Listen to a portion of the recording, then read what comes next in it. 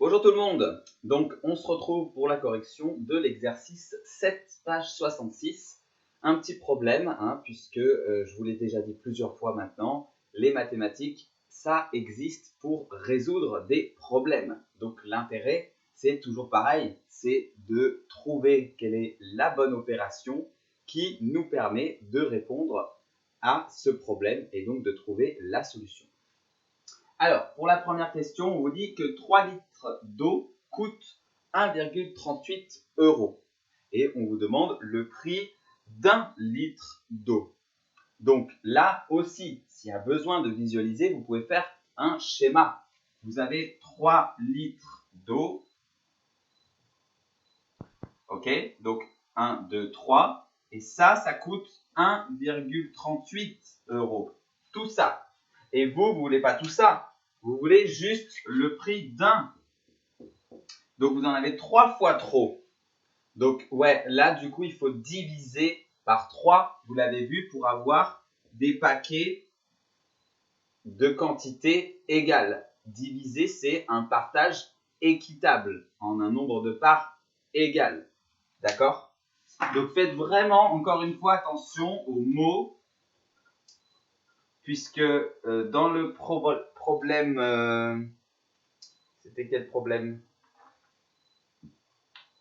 Dans le 23, page 52, on vous disait, il y avait 3 cartables à, je sais plus,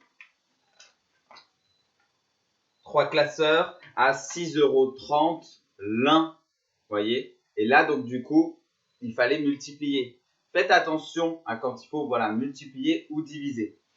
Donc là, du coup, c'est... ah oui, peut-être aussi... Qu'est-ce qu'on divise? Est-ce que c'est 3 qu'on divise par 1,38 ou 1,38 qu'on divise par 3? Et pourquoi? Donc, la petite astuce, c'est que là, vous avez 3 litres donc, qui coûtent 1,38 € et vous voulez savoir 1 litre, ça coûte combien? Vous voyez? Donc, vous cherchez un prix. Donc, c'est le prix que vous divisez. D'accord?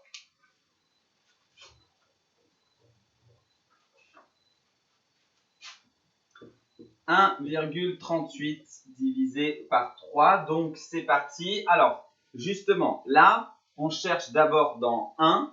Et pourquoi? Parce que c'est ce qu'il y a avant la virgule. Et combien de fois on peut mettre 3 dans 1? 0. Donc, on l'écrit. On l'écrit pourquoi? Parce que vous voyez, après, on va passer la virgule. Et quand on passe la virgule dans le dividende, on doit créer la virgule dans le quotient. Donc là, ce n'est pas du tout un zéro inutile. D'accord? Du coup, on peut se poser la question, combien de fois on peut mettre 3 dans 13? Vous voyez, puisqu'on a passé la virgule. Donc maintenant, c'est 13. Alors, du coup, si vous voulez, vous pouvez écrire donc 0 fois 3 pour avoir le détail, ça fait 0. 1 moins 0, ça fait 1. Et donc, du coup, on baisse le 3. Voilà, on a passé la virgule, on met la virgule. Donc, combien de fois on peut mettre 3 dans 13? Donc, 4. Voilà. On essaie de se rapprocher au plus, évidemment. 3 fois 4, 12. Du coup, 13 moins 12, ça fait 1. Et là, donc, on continue. On baisse le 8.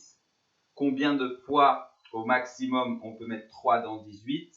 Là, on a le résultat même exact. Donc, 3 fois 6, 18. 18 moins 18, 0. On a terminé. Et donc, on conclut avec la phrase réponse. Le prix, donc,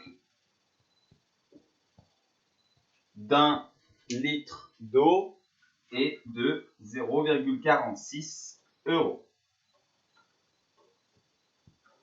Et on fait la même chose avec la question 2, vous l'avez compris, on vous dit 5 mètres de tissu coûte 4,65 €. On cherche aussi de nouveau le prix et le prix d'un mètre de tissu. Donc, on divise par 5. 4,65 divisé par 5. On ne peut pas mettre 5 dans 4. Donc, 0. Moins 5 fois 0, 0. 4 moins 0, 4. Et là, je passe la virgule pour baisser le 6. Ok? Donc, je mets la virgule dans le quotient. Là, je cherche, en me rapprochant toujours le plus, mais en dessous, 5 fois combien se rapproche de 46? 5 fois 9. Très bien. 5 fois 9, 45. Et 46 moins 45, il reste 1. Je baisse maintenant le 5 et là, ça se termine. 3 fois 5, 15. Et 15 moins 15, 0.